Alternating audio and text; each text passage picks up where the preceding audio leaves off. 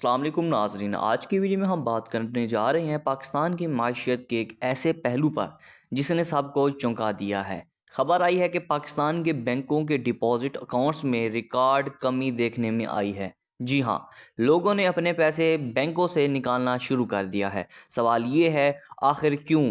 پیسہ جا کہاں رہا ہے؟ اور سب سے بڑا سوال، کیا اس کے بعد پالیسی ریٹ میں اضافہ ہونے والا ہے یا نہیں؟ اسٹیٹ بینک کی تازہ رپورٹ نے معیشت کے اندر چھپی بہت سی حقیقتیں سامنے رکھ دی ہیں۔ آج ہم تفصیل سے سمجھائیں گے کہ یہ سب ہوا کیسے، اس کے اثر کیا ہوں گے اور آگے کیا متوقع ہے۔ تو آج کی ویڈیو کو آخر تک ضرور دیکھیں، کیونکہ آج کی باتیں عام نیوز چینلز پر آپ کو نہیں سننے کو ملیں گی۔ اگر آپ میرے اس چینل پر نئے ہیں تو چینل کو سبسکرائب کر دیں، ویڈیو کو لائک کر دیں اور ساتھ میں بیل آئیکن کے بٹن کو بھی پریس کر دیں تاکہ نئی سے نئی اپڈیٹ سب سے پہلے آپ تک پہنچ چکے۔ سب سے پہلے بات کرتے ہیں کمی کی شدت کی۔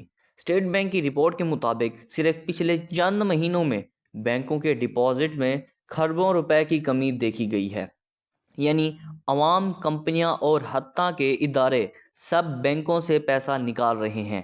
اب سوال یہ ہے کہ لوگ پیسہ بینک سے نکال کیوں رہے ہیں؟ وجہ سادہ مگر خطرناک ہے۔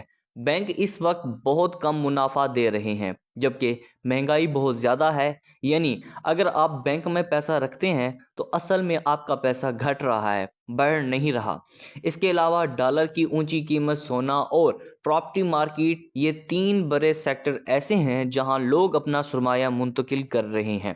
لوگ سوچتے ہیں کہ بینک میں رکھنے سے بہتر ہے کہ سونا خرید لو یا کوئی چھوٹا سا پلاٹ لے لو، کم از کم ویلیو تو برقرار رہتی ہے۔ اب آتے ہیں اصل سوال پر، پیسہ گیا کہاں؟ پہلا بڑا حصہ گیا ہے کہ کیش سرکولیشن میں، یعنی لوگ نقد پیسہ اپنے پاس رکھ رہے ہیں۔ اسٹیٹ بینک کے مطابق کیش ان سرکولیشن میں خطرناک حد تک اضافہ ہوا ہے۔ پاکستان میں اب تقریباً ہر تیسرا روپیہ بینکنگ سسٹم سے باہر ہے۔ دوسرا بڑا حصہ گیا ہے گولڈ مارکیٹ میں۔ اگر آپ نے نوٹ کیا ہو تو پچھلے مہینوں میں سونا ایک بار پھر تیزی سے بڑھا۔ اس کی وجہ یہی کیش فلو ہے، لیکن بینک سے نکال کر سونا خرید رہے ہیں۔ تیسرا حصہ گیا ہے ریئل اسٹیٹ میں۔ چھوٹے شہروں میں بھی پلاٹس کی قیمتیں پھر سے بڑھ رہی ہیں کیونکہ لوگ سمجھتے ہیں زمین ہی محفوظ سرمایہ کاری ہے۔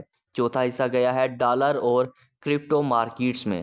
غیر رسمی طور پر بہت سے لوگ پیسہ ڈالرز میں کنورٹ کر کے محفوظ کر رہے ہیں۔ کچھ لوگ کرپٹو میں جا رہے ہیں، حالانکہ پاکستان میں وہ ابھی ریگولیٹ نہیں، مگر پھر بھی لوگ رسک لے رہے ہیں۔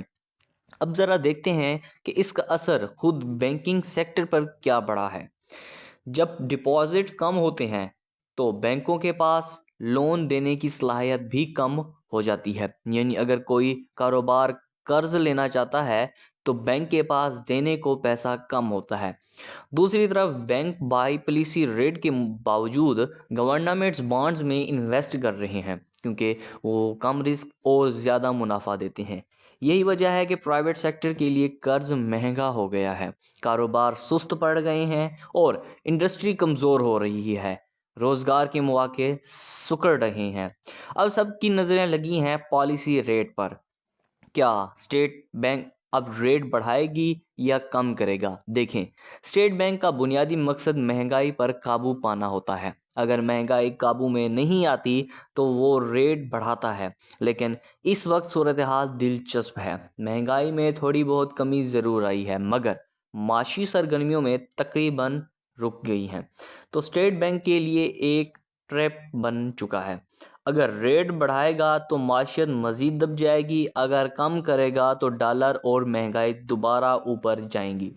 ممکنہ طور پر اسٹیٹ بینک اب ریٹ کو کچھ عرصے کے لیے فکس رکھے گا، یعنی واچ اینڈ ویٹ پالیسی، لیکن اگر آئندہ 3 ماہ میں انفلیشن نیچے نہ آئی تو ریٹ دوبارہ بڑھنے کا خطرہ موجود ہے۔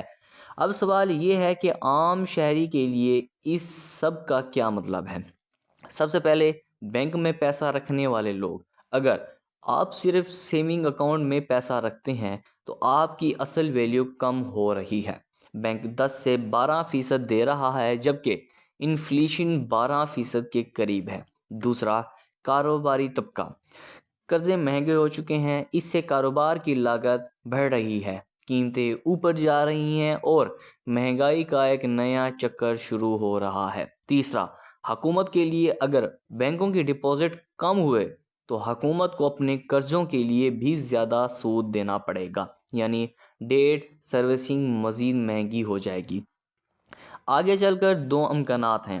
اگر اسٹیٹ بینک اور حکومت نے اعتماد بحال نہ کیا، یعنی لوگ یہ نہ سمجھے کہ بینک میں پیسہ محفوظ اور منافع بخش ہے، تو کیش اکانومی اور بڑھے گی۔ یہ پاکستان کی فائنینشیل سسٹم کے لیے خطرناک بات ہے۔ البتہ اگر ریٹ آہستہ آہستہ نیچے آتا ہے اور انفلیشن کنٹرول میں رہتی ہے تو لوگ واپس بینکنگ سسٹم میں آئیں گے۔ اس لیے اسٹیٹ بینک کی آئندہ پالیسی میٹنگ بہت اہم ہوگی۔ یہ فیصلہ کرے گی کہ معیشت دوبارہ سانس لے گی یا مزید دباؤ میں ہو جائے گی۔ لوگوں کے محفوظ ٹھکانے بن چکے ہیں، ریئل اسٹیٹ میں تیزی، سونا مسلسل اوپر اور ڈالر کا دباؤ۔ یہ تین اشارے بتاتے ہیں کہ عوام اپنی سیونگ مائنڈ سیٹ بدل چکی ہے۔